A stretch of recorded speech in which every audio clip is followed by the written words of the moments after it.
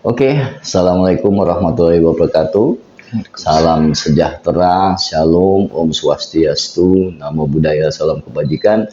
Seluruh sobat Hukum ID dimanapun Anda berada. Kali ini saya Acil Lahiruddin sebagai host Anda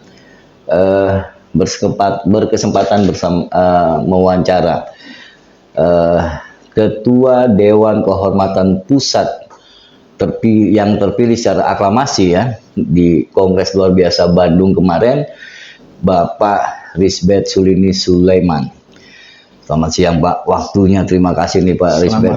Ini hari biasa, hari Kamis, biasanya kesibukan Pak Risbet ini luar biasa. Boleh kita kasih sejarah sedikit. Pak Risbet ini adalah mantan anggota ya Majelis Kehormatan Nasional Notaris Pusat pada era tahun berapa Pak?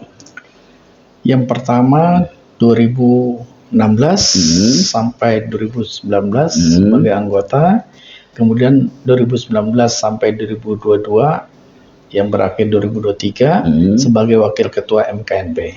Jadi bukan kaleng-kaleng kalau di wilayah kehormatan kan Majelis Kehormatan Notaris kan, berarti di wilayah kehormatan. Betul. Oke. Pak Risbet, kemarin secara aklamasi KLB memutuskan Anda sebagai Dewan Kehormatan Pusat Notaris periode 2023-2006 dan diputuskan bersama Anda lah diangkat sebagai ketua. Saya mau breakdown anggotanya dulu nih Pak. Satu-satu saya mau breakdown. Pertama ada Dr. Udin Narsudin. Kedua ada Dr. Hapendi Harahap, beliau juga ketua umum IPAT. Oke. Ada Ibu Ismiati Rahayu. Betul. Ada Kang Herdiman Syah Khaidirsyah. Ini beliau ini macan organisasi semua nih Pak. Betul. Ya. Jadi kalau boleh pemirsa tahu, dari keempat nama yang saya sebutkan tadi, ini macan organisasi yang sudah berkecimpung di organisasi sejak, kalau nggak salah sejak zamannya Pak Harun Kamil ya. Betul. Jadi sudah sangat berpengalaman di organisasi, berada di Dewan Kehormatan Pusat INI, hasil dari Kongres Luar Biasa di Jawa Barat atau di Bandung. Bapak boleh jelaskan nggak terhadap keempat orang yang akan sama-sama berjibaku di DKP INI Pak? Ya, baik. Assalamualaikum warahmatullahi wabarakatuh. Salam sejahtera buat kita semua. Selamat siang untuk rekan-rekan notaris se-Indonesia yang merupakan anggota INI. Syukur alhamdulillah pada saat acara kemarin itu KLB berjalan lancar. Tandanya kalau saya melihat, karena saya memang terpilih menjadi DKP, semoga etika berorganisasi itulah yang kita harapkan. Etika berorganisasi ya. Kita menikmati, merasakan keakraban, sharing ilmu pengetahuan dan sebagainya. Itulah harusnya tercipta seperti kita dahulu, yang selalu guyup di dalam setiap kongres. Perhelatan lah, entah kongres FP3YD, kalau ada seminar, ya, kongres, seminar itu nasional, harusnya seperti itu semuanya. Kenapa? Pemilihan ketua umum maupun DKP itu kan sudah hal yang biasa setiap 3 tahun sekali.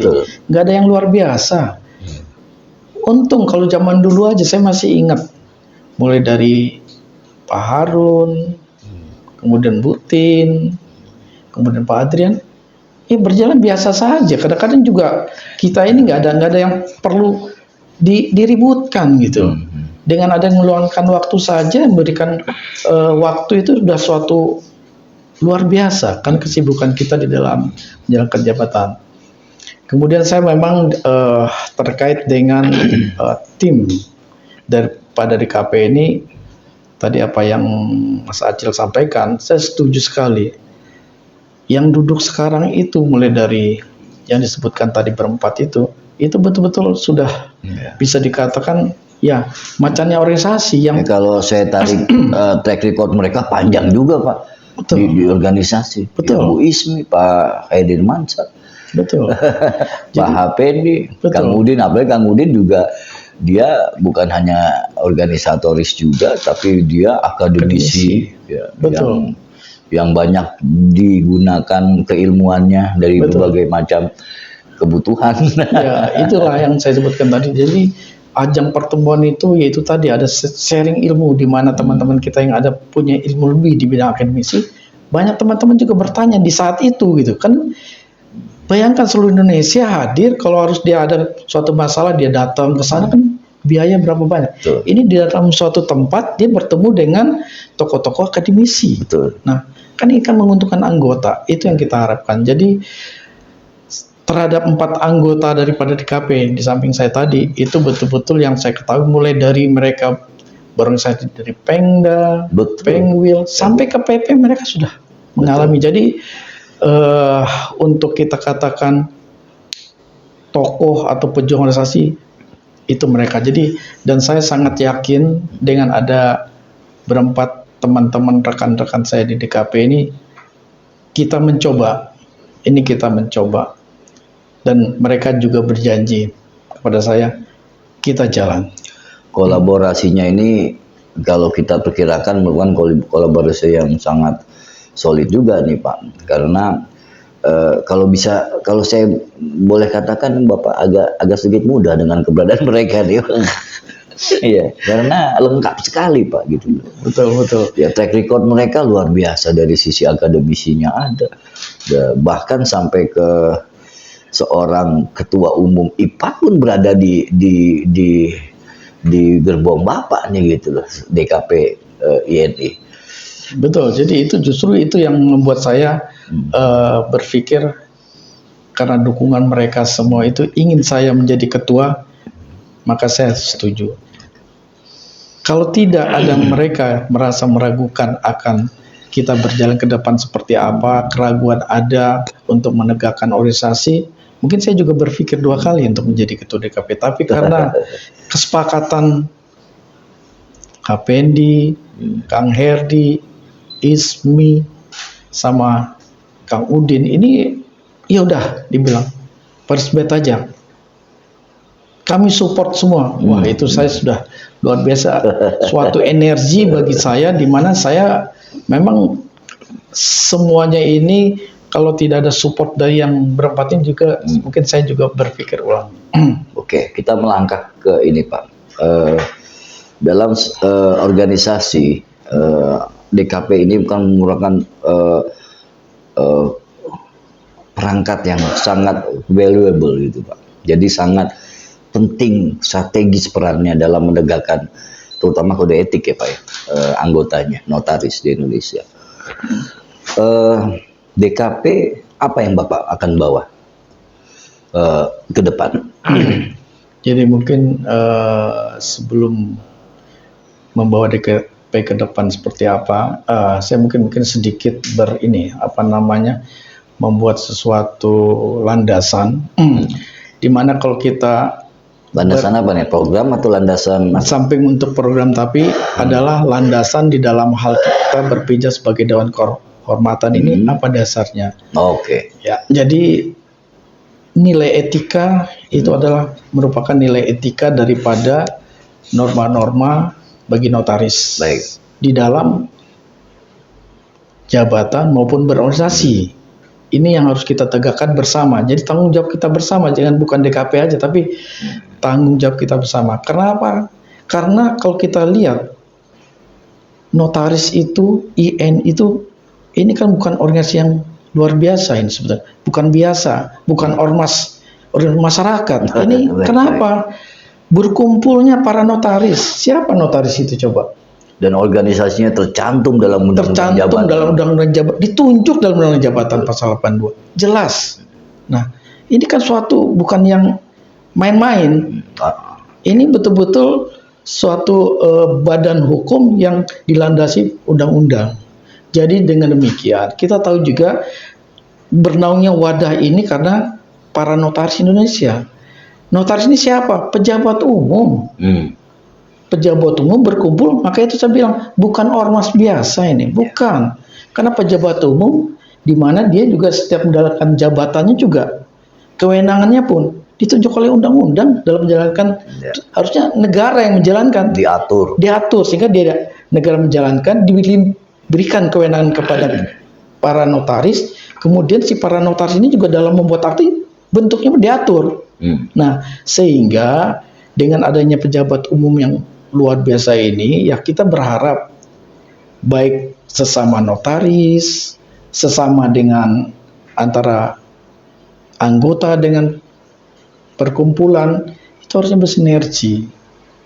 Kenapa? Yang kita tegakkan ini adalah undang-undang. Jadi kita berharap persatuan dan kesatuan dalam menjaga kehormatan daripada notaris itu terjaga, sehingga wadahnya kita masih inginkan INI itu satu. Jadi yang poin pertama yang ingin Bapak ini adalah landasan itu. Jadi landasan itu tadi yang disebut, sehingga kalau kita lihat tarik ke atas, apa sih yang menjadi dasar hukumnya kita berorganisasi, di mana diaturnya? Berarti kan nama organisasi hukumnya apa? Aturannya apa? Ya anggaran dasar, rumah tangga, kemudian peraturan perkumpulan, kode etik, kemudian yang lainnya apa? Keputusan kongres. Ya itu yang harus kita jalankan. Kenapa? Di sini satu diatur antara hubungan sesama anggota, diatur dalam anggaran dasar, rumah tangga, etika, diatur semua. Kemudian nanti di dalam masalah kekuasaan daripada organ, kan nggak bisa semena-mena, organ itu diatur antara tugas daripada kewenangan, anggaplah pengurus pusat organ tersebut. Kan organisasi. Nah, ini kan diatur di dalam anggaran dasar rumah tangga. Kemudian jika timbul sengketa pun, kalau ada, ya diselesaikan perkumpulan kita ada. Ya, anggaran dasar dan rumah tangga juga diatur, sudah ada mahkamah perkumpulan. Kalau terjadi itu. Yang terakhir, sebetulnya kita anggaran dasar maupun rumah tangga kita tuh sudah fleksibel. Artinya apa?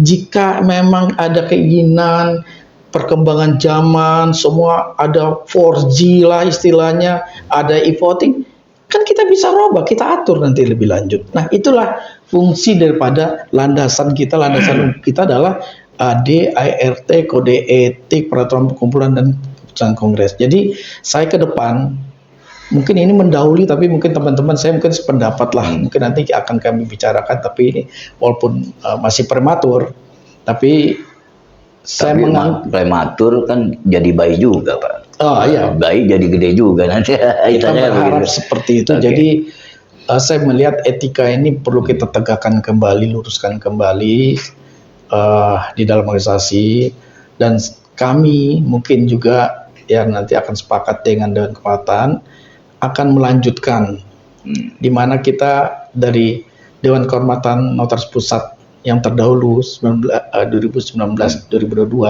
kan sudah membuat suatu atau pembahasan perubahan daripada Pak Adrian ketua umumnya sudah membahas perubahan daripada kode etik.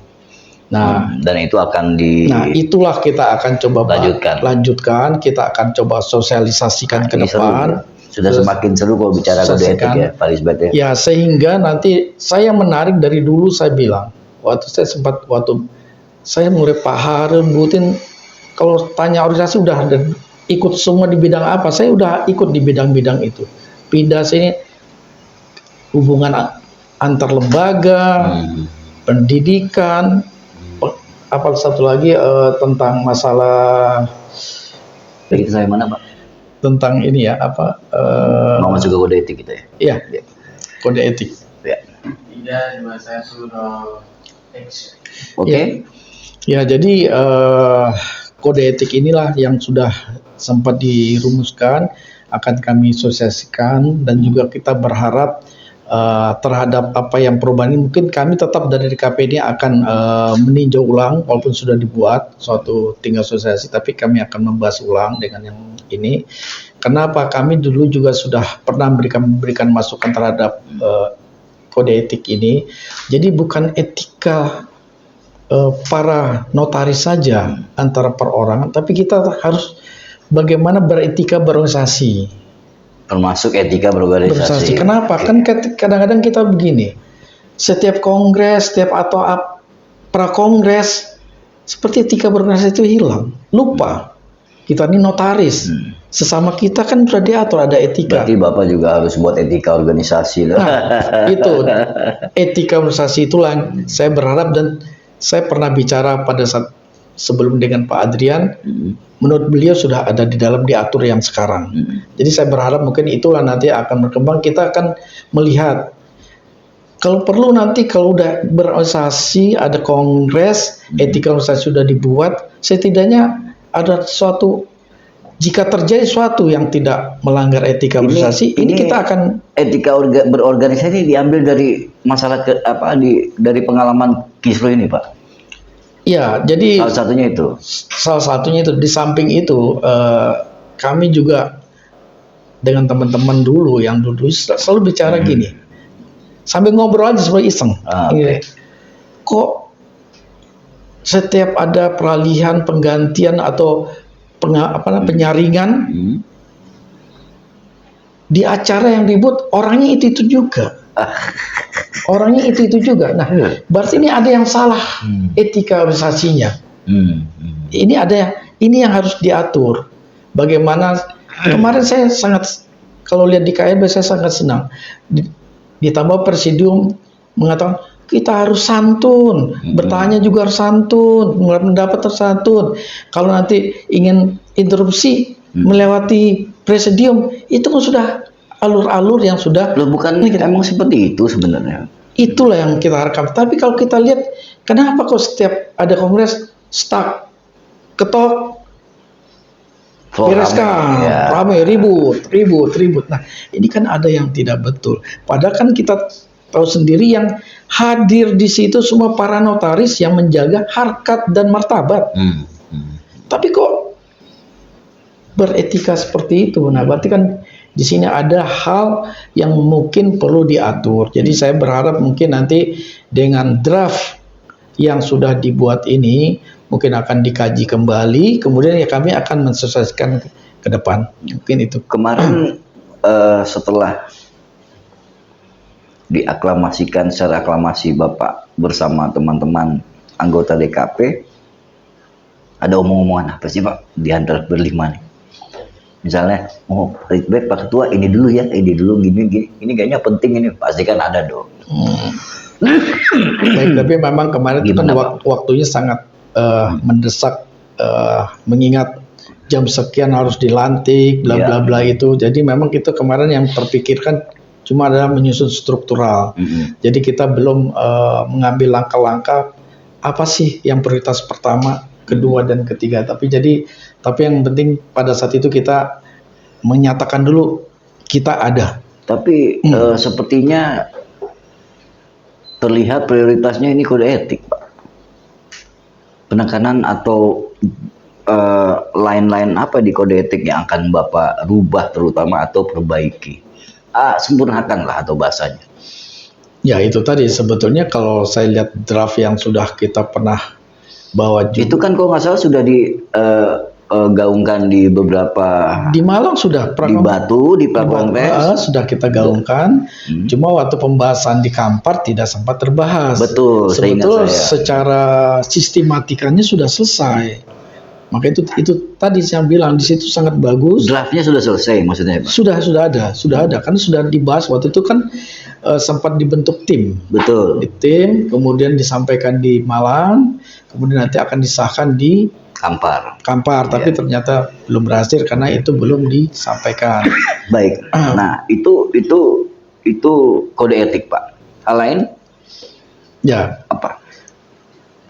Mungkin hal-hal yang lain saya rasa nanti mungkin lebih baik setelah kami juga berembuk berlima dulu, baru nanti kita akan, karena kan kita juga ini sebetulnya saya pun ketua DKP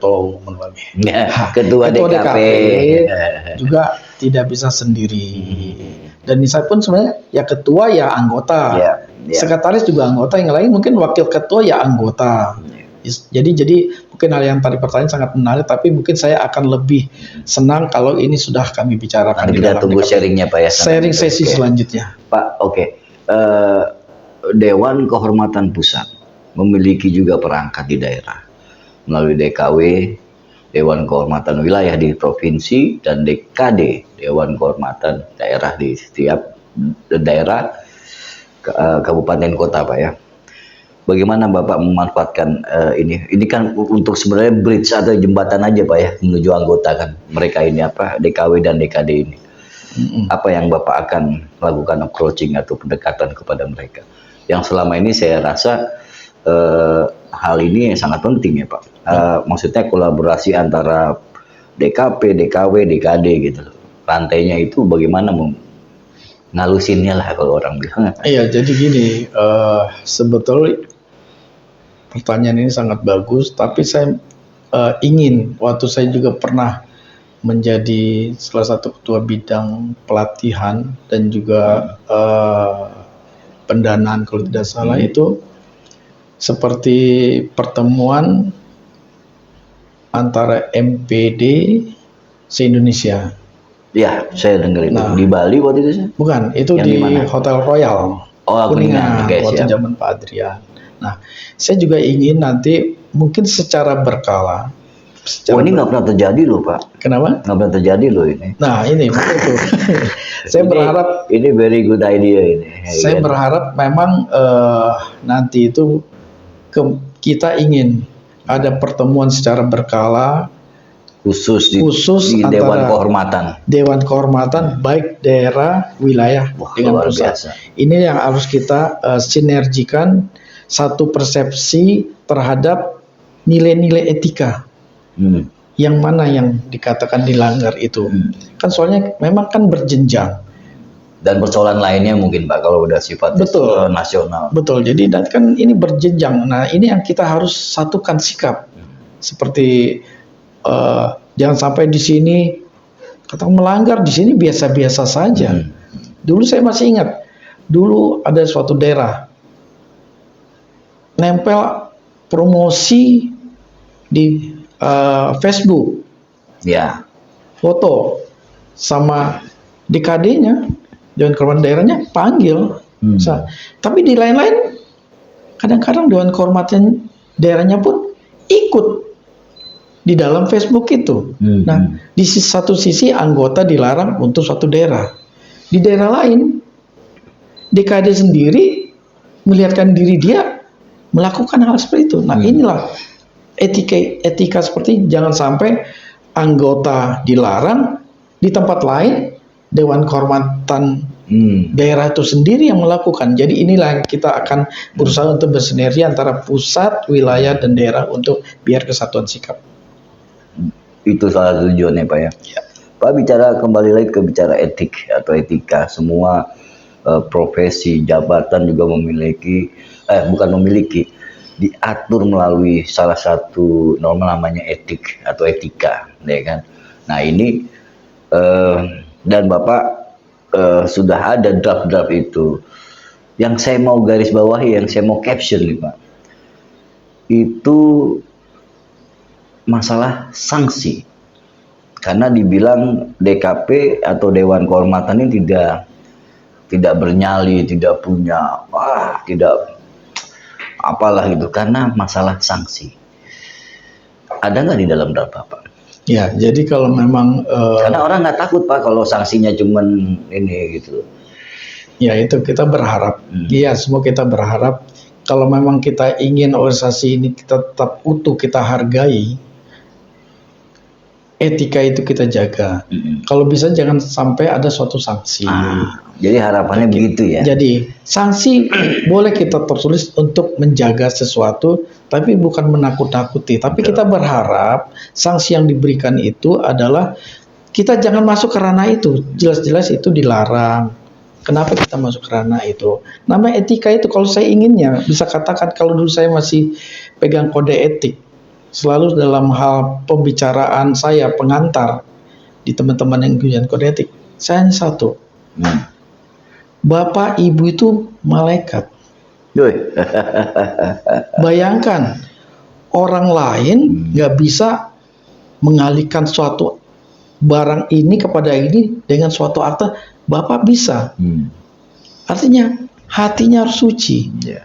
Coba bayangkan, tiba-tiba Bapak pengen tahu data rumah itu, Bapak alihkan ke saudara Bapak. Kan bisa terjadi kalau nilai-nilai etika itu nggak ada. Nah, jadi memang dimulai etika itu, ini bagus yang nanti semoga nanti akan kita selesaikan, dimulai dari etika diri sendiri. Seperti apa kita ini? Kita lihat diri sendiri, kita berkaca etika. Ini pantas tidak? Ini boleh atau tidak? Ini sudah dipelajarin dari kampus loh Pak, kode etik Pak. Setuju. Implementasi yang kita harapkan di dalam lapangannya. Maka itu saya bilang, sebelum kita terjun etika berorganisasi dalam organisasi, diri sendiri dulu.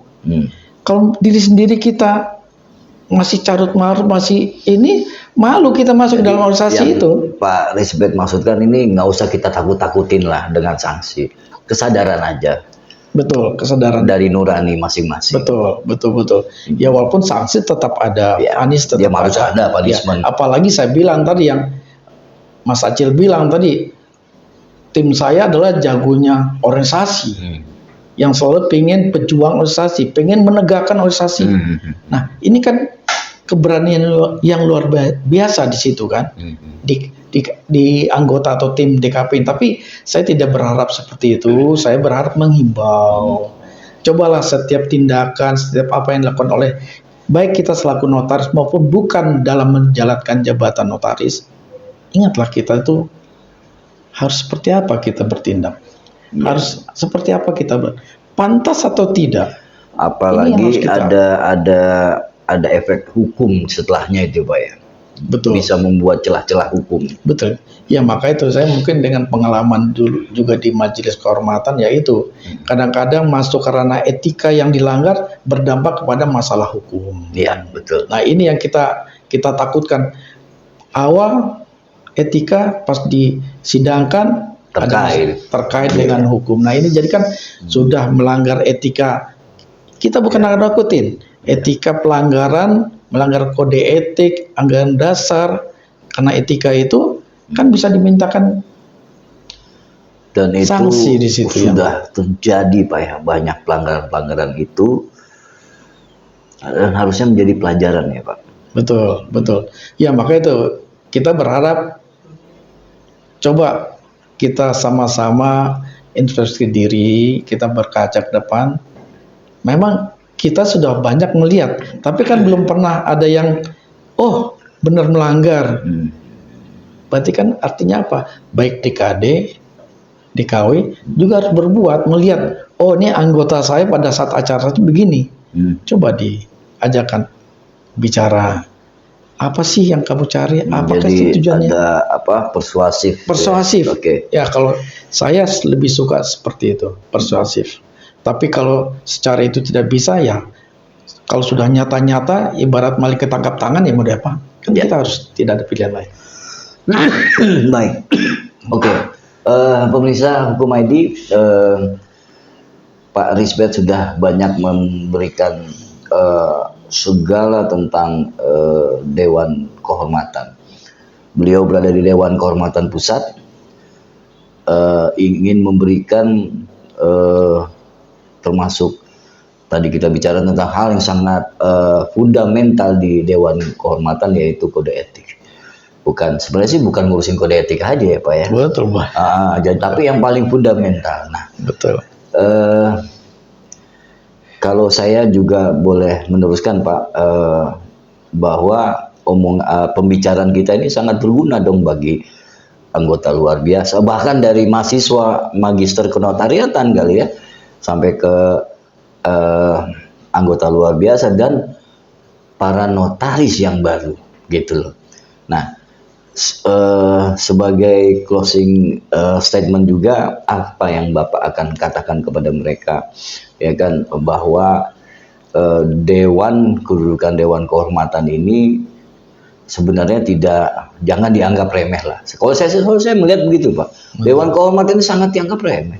Betul. Gitu loh, ya kan. Nah, untuk bisa membuat suatu lecutan atau bukan nakut-nakuti ya sebenarnya Betul, dari kita betul. gitu. Apa yang ingin Bapak sampaikan ke tiga posisi ini, anak-anak mahasiswa di MKN, ALB, anggota luar biasa, dan yang paling penting juga notaris yang baru dilantik nih atau yang baru menjabat, karena mereka masuk ke dunia persilatan ini, dunia notaris, harus Bapak kasih ujangan sebagai ketua DKP. Silakan Pak. Baik, ini sesuatu hal yang bagi saya menyenangkan. Artinya apa? Saya dulu memang mulai dari pendidikan sampai dengan menjadinya seorang notaris. Yang saya perlu tekankan adalah kepada para calon-calon notaris yang masih duduk maupun yang sudah selesai, yang menunggu pengangkatan. Tolong perhatikan etika. Tolong perhatikan etika nih. Etika. Kenapa? Dengan etika ini bisa berdampak ke masyarakat, bisa juga masuk ke ranah hukum. Jadi kalau misalnya adik-adik atau bapak-bapak atau ibu-ibu yang ingin menjadi notaris, tolong berpikir ulang. Kalau kita tidak bisa bercermin kepada diri kita sendiri, yang orangnya yang sesuai dengan layaknya seorang pejabat. Itu satu. Yang kedua, bagi teman-teman kita, nah ini yang luar biasa.